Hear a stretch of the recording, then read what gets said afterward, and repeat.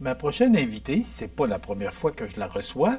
Puis là, je vous le dis tout de suite, là, Thérèse a travaillé à CFEL comme conseillère vente et marketing pendant quelques années, surtout dans le marché de Lévis. Oui.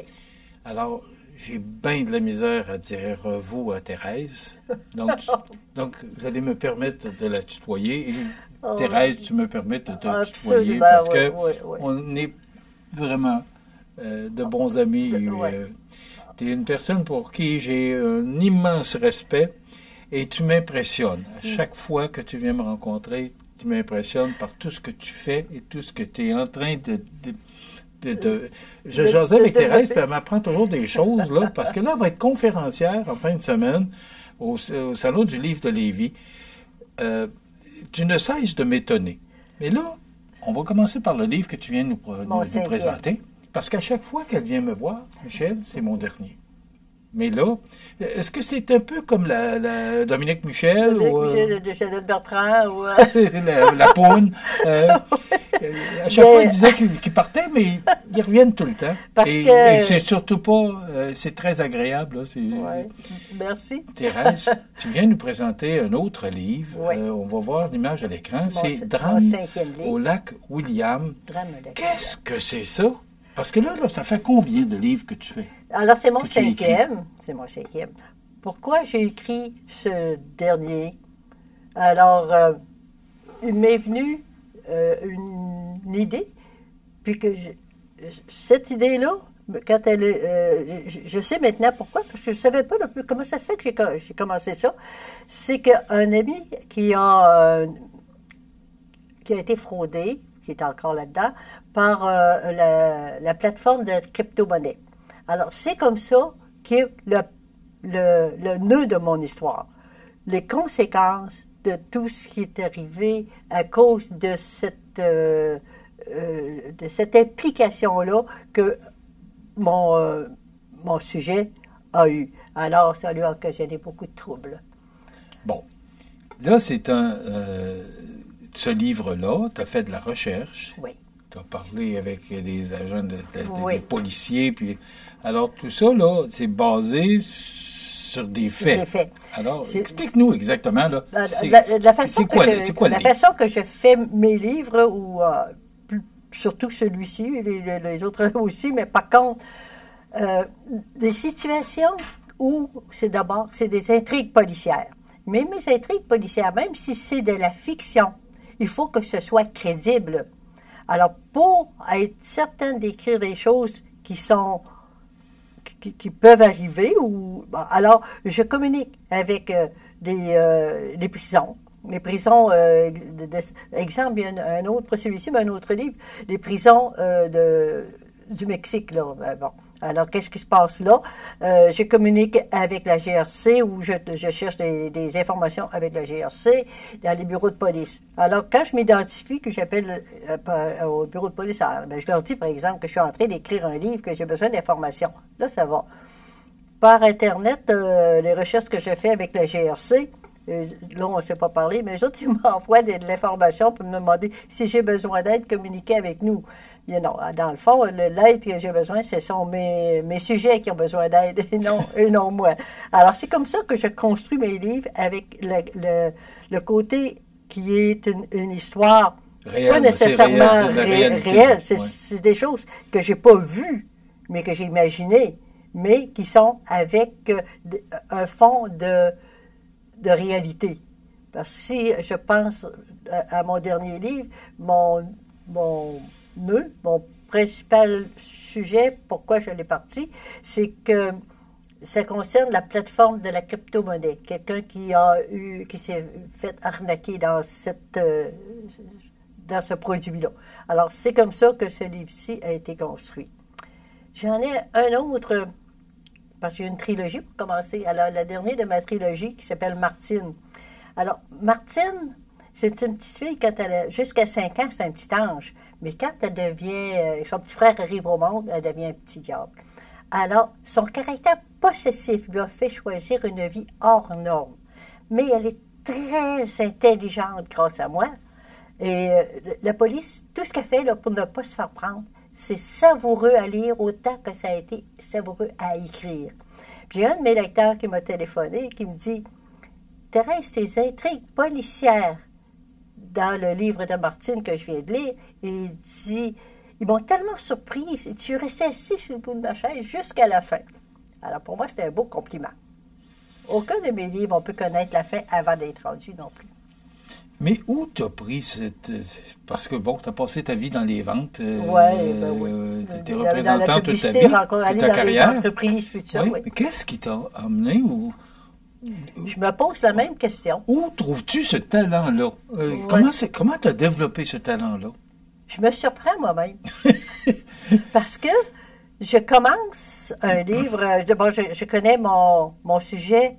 Pourquoi? Bon, alors, exemple, celui-ci, j'en ai parlé, ça concerne la crypto-monnaie. Mais pourquoi je commence avec l'image de mon sujet, les jeunes qui m'ont, des jeunes amoureux, ils vont se marier, tout ça. Alors, leur vie avance et tout ça.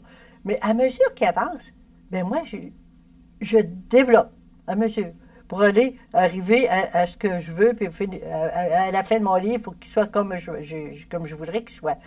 Mais pourquoi? Je ne sais pas. J'ai de l'imagination débordante. Ça me vient tout seul. J'avoue comme ça. Mon ordinateur, les images sont là. Le premier livre, Maria, je l'ai écrit en étant elle. Je suis tellement mon sujet, je suis tellement mon personnage, je me suis surprise de voir qu'est-ce qui peut arriver. La journée que son père j'ai écrit que son père est décédé, je suis en train d'écrire ça, toujours sur mon ordinateur, ouf, les émotions ont monté.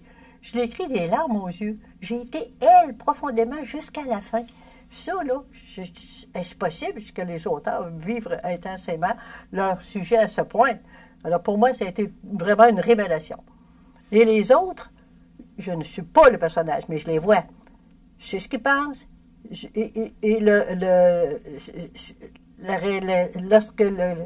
Lorsqu'ils font leur sujet, ou en tout cas, les conséquences de leurs actes, tout ça me vient à mesure. C'est comme ça que j'avance. Bon, alors, en quelques mots, c'est quoi le livre? Qu'est-ce qu'on retrouve? Le drame, là, bon, le prologue de ce livre-là, je ne dirais pas le sujet, parce que mais il ne serait pas si long que ça.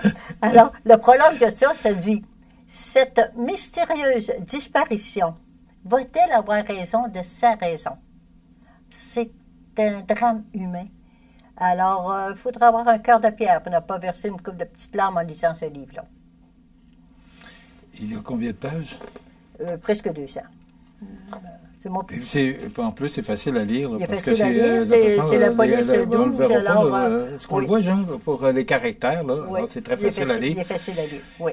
Et là, c'est le 5e? C'est mon 5e. Bon, mais est-ce qu'il va y avoir une suite? Est-ce qu'il peut y avoir une suite avec l'histoire que tu racontes? Non. Est-ce qu'il peut y avoir une suite? Non. Il n'y aura pas. Comme mon itinérante que j'ai écrit, une itinérante pas comme les autres, c'est son livre, c'est son histoire au complet et le drame du lac William. Le lac William, c'est un endroit que j'adore. Thérèse, est-ce que je peux me permettre respectueusement de te demander ton âge? Tu n'es pas obligé de le dire.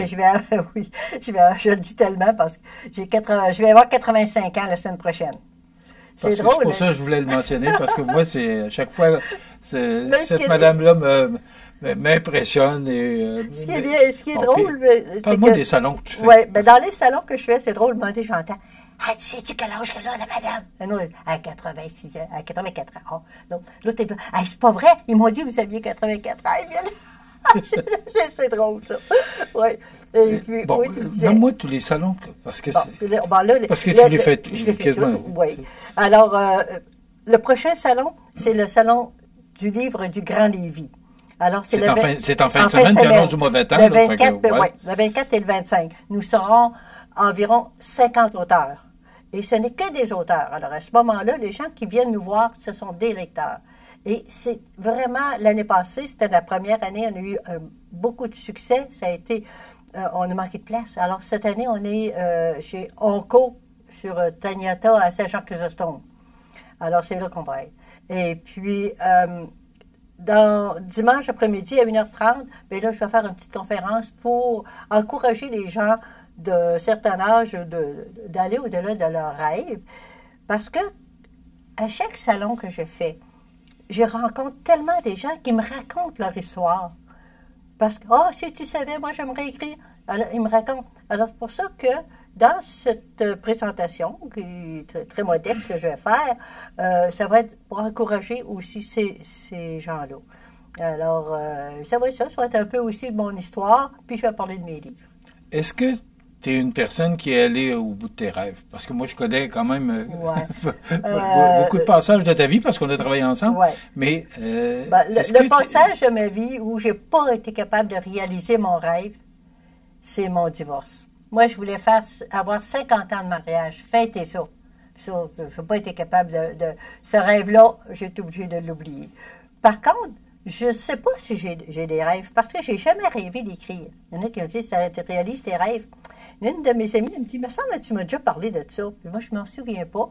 C'est arrivé comme par occasion. L'occasion d'apprendre l'histoire d'une petite fille, là, comme mon premier livre. Puis cette histoire-là, quand je l'ai appris, j'ai dit, moi, je veux l'écrire. C'est venu me chercher, ça m'a impressionné. Mais comme la dame ne voulait pas que je l'écrive, puis elle a 85 ans, la dame en question. Et puis, j'ai dit, regarde, on change les noms puis la place. Et c'est comme ça que je l'ai écrit. Mais c'était mon premier livre. Je pensais d'écrire seulement que ce livre-là. Mais là, la passion est venue me prendre en cachette, en surprise, parce que je ne savais pas. Je suis rendue à 5. Est-ce que tu peux dire, après 85 ans, là, parce que 85 ans la semaine prochaine, que tu es allé au bout de tes rêves? Pardon? Est-ce que tu peux dire que tu es allé au bout de tes rêves? Parce que tu as encore au moins une quinzaine d'années devant toi, là. Oui, 15-20, oui. Ouais, parce que tu veux faire comme Jeannette Bertrand, tu veux te rendre à 100 ans. C'est ça. Oui, t'es bien parti. Non, ce que je veux avancer dans mes... Est-ce que c'est des rêves ou c'est une prolongation d'une existence qui doit continuer? Je veux vivre avec... intensément ce que je fais, ce que je pense avec mes enfants, mes petits-enfants. J'ai 4 arrière-petits-enfants en plus. Je les adore. On est une famille bien unie. Alors ça fait partie de ce que j'ai voulu et que j'apprécie énormément. Et aussi, j'avance avec... je suis spontanée dans certaines choses. Ben ça, tiens, je le fais. Là, peut-être que je vais en écrire un autre. Je suis pas mal certain que je vais te revoir ici prochainement. Je commence à avoir des idées. Oui, je suis pas mal certain. On verra. Bon, alors, ce livre-là, Jean, est-ce qu'on peut mettre l'image à l'écran, qu'on le voit très bien? Parce que allez chercher ce livre-là. Il est disponible actuellement? Oui, il est disponible depuis le 1er mai. C'est où qu'on peut l'avoir? On peut l'avoir chez moi. Oui. Oui. Alors, vous avez à écrire l'adresse de courriel, puis comme les gens, plusieurs ont fait. Alors, c'est THEBOU 40 en chiffres, gmail.com. Alors, @gmail.com. Alors, ça, il peut peut-être... THEBOU 40 en chiffres, @gmail.com. OK. Alors, à ce moment-là, quand vous les avez chez moi, c'est comme ça. Vous pouvez les avoir en bibliothèque. Vous pouvez les avoir en librairie aussi. Alors, mais je vous encourage vraiment à les acheter direct de l'auteur. Il est dédicacé pour vous. Et d'ailleurs, aussitôt qu'il est sorti, j'ai une dame de Saint-Pamphile. Tout de suite, elle m'a écrit, elle dit, vraiment, tes 5 livres, je veux tous les avoir. Par la poste, oui, par la poste, ça ne me dérange pas, je veux les savoir. Bon, on voit l'adresse courriel, justement, au bas de l'écran, là. Oui, alors, vous pouvez communiquer avec Thérèse par courriel, là. THEBOU40 en commercial-gmail.com. Et d'ailleurs, justement, on est diffusé à Saint-Pamphile. Ben oui, c'est ça, oui. Bon. Ton prochain salon, c'est en fin de semaine. Mon prochain salon, c'est ça, oui. Ensuite... Sur Taniata. Mon prochain salon, c'est Saint-Apollinaire, demain. Vendredi. Demain, ça va? Bon. On est jeudi. Demain, oui, OK. Ensuite on est au Salon de Lévis, le 24 et le 25. Après ça, on va à Telfermine, Saint-Lambert, Lac-Drolette, en tout cas, sont toujours annoncés. Et bien d'autres. Lac-Drolette, c'est loin, non? On fait ça aller-retour. En plus, on a fait la Pocatière. Oui. Ça va être au centre Onco, ce que au je centre comprends, Onco sur Taniata, oui. Oui, samedi à et Saint-Jean-Chrysostome. Et là, tu donnes une conférence. Je fais une conférence à 1h30 dimanche. Ça s'appelle comment, la conférence? Aller au-delà de vos rêves. Ou réaliser vos rêves. Pour encourager les gens qui ont des idées, qui aimeraient, mais qui n'osent pas. Il y a des contraintes. Et il ne faut pas avoir de contraintes. Moi, je te dis toujours, ne jamais s'avouer vaincu. Thérèse, merci beaucoup. Drame au lac William, Thérèse Boucher, et les 4 autres livres là, que tu as écrits. Oui. Rapidement, vite, parce que là, il me fait des signes, mon patron fait des signes. Il y a une trilogie qui s'appelle Maria, Françoise et Martine. Ensuite, l'autre, c'est une itinérante pas comme les autres. Ça vous démontre jusqu'où un arnaqueur peut aller pour aller chercher la confiance de sa victime. Voilà. Thérèse Boucher, auteur, merci beaucoup d'avoir été avec nous. C'est toujours intéressant, puis je t'attends pour le prochain. Oui.